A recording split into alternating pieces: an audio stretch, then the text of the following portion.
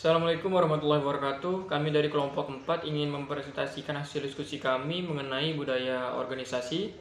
Sebelumnya saya akan memperkenalkan anggota kelompok saya. Yang pertama ada Riris Della Nuraini, yang kedua ada Ahmad Rusdian Lutfia, yang ketiga ada Muhammad Ramadhani Idris, dan yang terakhir ada saya sendiri, Ibnu Zakaria. Pengertian budaya organisasi. Budaya organisasi adalah suatu karakteristik dalam organisasi yang menjadi pedoman organisasi sehingga mampu membedakannya dengan organisasi lain. Manfaat budaya organisasi. Yang pertama, sebagai norma dan nilai-nilai yang dipahami dan diterima oleh setiap anggota yang menjadi dasar tata tertib organisasi. Yang kedua, digunakan sebagai alat untuk mengontrol atau mengorganisasi perilaku setiap anggota. Yang ketiga, mendorong anggotanya untuk meningkatkan, mengimbangi, menstandarisasikan performa kerjanya. Dan yang terakhir, sebagai kekuatan nilai suatu organisasi. Jenis budaya organisasi ada dua. Yang pertama budaya kinerja terbuka dan partisipatif, yaitu kerjasama dan saling komunikasi terhadap antar departemen maupun tim kerja.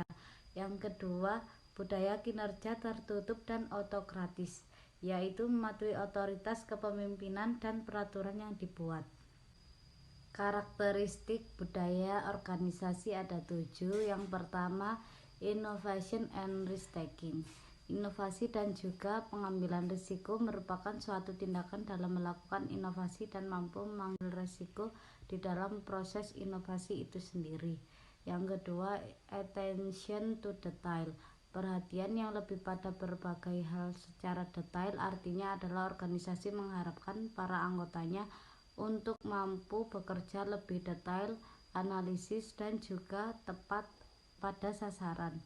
Yang ketiga, outcome orientation. Orientasi dalam hal manfaat, artinya pihak manajemen harus memiliki orientasi atau fokus pada hasil atau manfaatnya, dan tidak fokus pada proses dan memperoleh hasil yang diinginkan. Yang keempat, people orientation. Orientasi pada anggota, artinya pihak manajemen sangat memerhatikan adanya pengaruh ataupun manfaat dari sesuatu yang dihasilkan pada setiap anggota. Yang kelima, team orientation. Orientasi pada tim artinya tindakan memprioritaskan kegiatan kerja dalam organisasi berdasarkan tersebut, bukan secara individu saja. Yang keenam, aggressiveness. Agresivitas adalah suatu kondisi di mana setiap anggotanya akan cenderung lebih kompetitif dan juga agresif. Yang ketujuh, stability. Stabilitas artinya kondisi yang mana kegiatan organisasi tersebut akan lebih fokus dalam menjaga status quo sebagai lawan dari perkembangan. Assalamualaikum warahmatullahi wabarakatuh. Saya Muhammad Ramadhani akan menjelaskan materi bagian bagaimana budaya organisasi terbentuk. Yang pertama yaitu pemimpin. Pemimpin adalah arsitek budaya organisasi.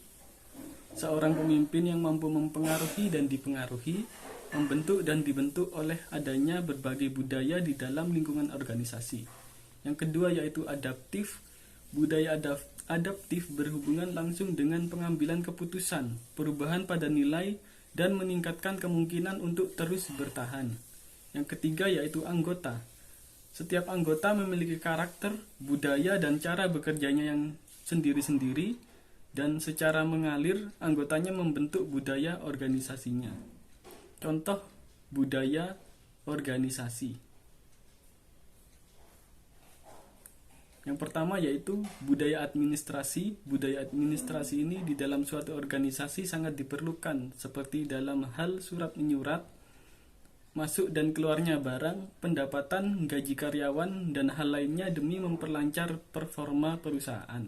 Yang kedua yaitu kedisiplinan. Budaya organisasi juga bisa berupa kedisiplinan, seperti dalam hal ketepatan dalam menyelesaikan pemesanan, pembelian, budaya ramah kepada para pembeli, tidak telat datang ke kantor, dan lain-lain. Pembagian wewenang yang jelas. Salah satu kunci keberhasilan suatu perusahaan adalah kemampuan perusahaan tersebut dalam hal membagi wewenang. Tanpa adanya pembagian wewenang yang jelas di dalam perusahaan, maka performa setiap anggotanya tidak akan maksimal karena mereka akan merasa kebingungan. Inovasi. Inovasi merupakan budaya yang mampu memotivasi setiap anggotanya untuk mampu melahirkan atau mengembangkan berbagai ide yang kreatif dan inovatif dalam kesuksesan organisasi tersebut. Nama saya Ahmad Rustian Lutfia, NPM 219011163. Di sini saya akan menjelaskan contoh kasus budaya organisasi. Yang pertama ada Netflix. Tentu kita tahu jika ingin nonton film, apalagi di masa pandemi ini, kita akan menuju ke Netflix. Ternyata Netflix ini memiliki budaya organisasi yang baik, yaitu mereka tidak memperdulikan jam kerja karyawannya. Yang mereka pedulikan bagaimana kinerja karyawannya. Dan dengan kinerja karyawan yang baik, mereka akan memberikan penghargaan yang membuat karyawannya semangat bekerja. Yang kedua, ada Google. Google ini perusahaan yang besar. Google sangat memperhatikan kesejahteraan karyawannya. Mereka memberikan makanan yang enak, memberikan fasilitas gym, tempat bermain, dan fasilitas lainnya.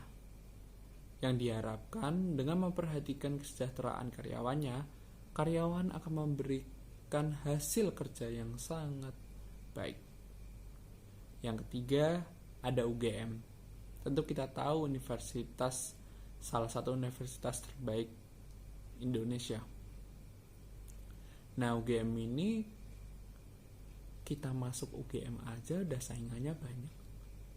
Nah, kalau misalnya sudah masuk, pasti mahasiswa lainnya ambisius semua.